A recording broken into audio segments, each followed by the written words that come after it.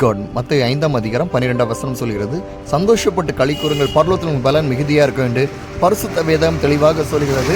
So இன்னைக்கு பார்த்தீங்கன்னா இங்கே நார்த் இந்தியாவில் ஒரு தெருவோரத்தில் பயில நின்றுட்டுருக்கேன். ஸோ இது பயில தான் உங்கள்கிட்ட நான் பேசிகிட்டு இருக்கேன். ஸோ பரிசுத்த வேதம் சொல்லுது, சந்தோஷப்பட்டு களி கூறுங்கள், பரலோகத்தின் பலன் உங்கள் பலன் மிகுதியாக இருக்கும்னு பரிசுத்த வேதம் தெளிவாக சொல்கிறது. சந்தோஷப்பட்டு களி கூறுங்கள், நம்பர் 1. ஸோ சந்தோஷப்பட்டு களி கூறணும் நம்ம ஒவ்வொரு நாளும் நம்முடைய வாழ்க்கையில். எதுக்காக? பரலோக ராஜ்யத்திற்காக.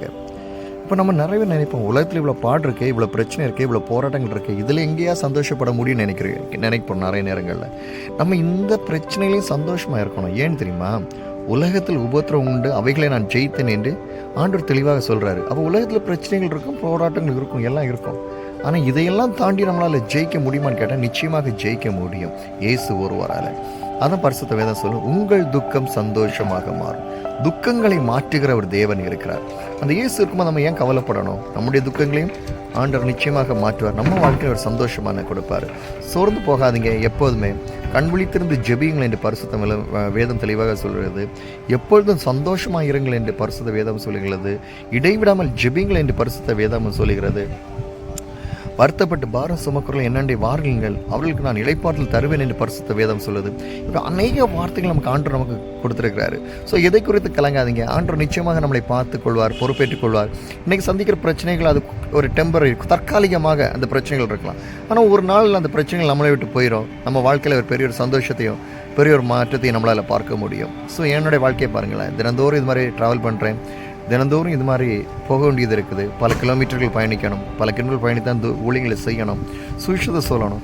ஸோ எந்த பிரச்சனைகள் வந்தாலும், என்ன பாடுகள் வந்தாலும் செய்கிறதுக்கு ஆண்டவர் எனக்கு பலனை கொடுத்துருக்காருல. அப்போ எனக்கு பலனை கொடுத்தாண்டு உங்கள் வாழ்க்கையில் பலனை கொடுக்க மாட்டாரா என்ன?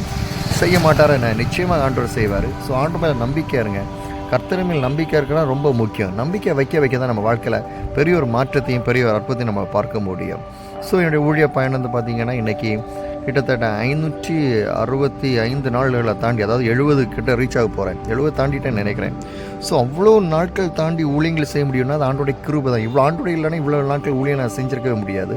ஸோ என்னுடைய வாழ்க்கையில் அற்புதங்கள் செய்கிற ஆண்டவர் உங்கள் வாழ்க்கையில் அற்புதங்களை செய்ய மாட்டாரா? என் வாழ்க்கையில் விடுதலை செய்த ஆண்டவர் உங்கள் வாழ்க்கையை விடுதலை ஆண்டு கொண்டு வர மாட்டாரா? நிச்சயமாக கொண்டு வருவார். கர்த்தர் மேல் நம்பிக்கை இருங்க. ஸோ பைபிள் வசனம் சொன்ன மாதிரி கர்த்தர் மேல் எப்பொழுதும் சந்தோஷமாக இருங்க. ஸோ எது குறித்தும் கவலைப்படாதீங்க. கொஞ்சம் வாழ்க்கை தானே, சந்தோஷமாக இருங்க. ஸோ எதை குறிச்சும் கவலைப்பட்டு வேதனைப்பட்டு துக்கப்பட்டு அழுதுனால என்ன பிரச்சனை போகுது? ஒரு நாள் வரப்போகிறது கிடையாது.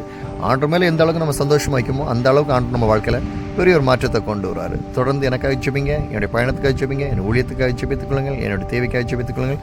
உங்களுக்காக நான் ஜெபித்துக் கொள்கிறேன். கர்த்தர் பெரிய காரியங்களை செய்வாராக. ஆமென்.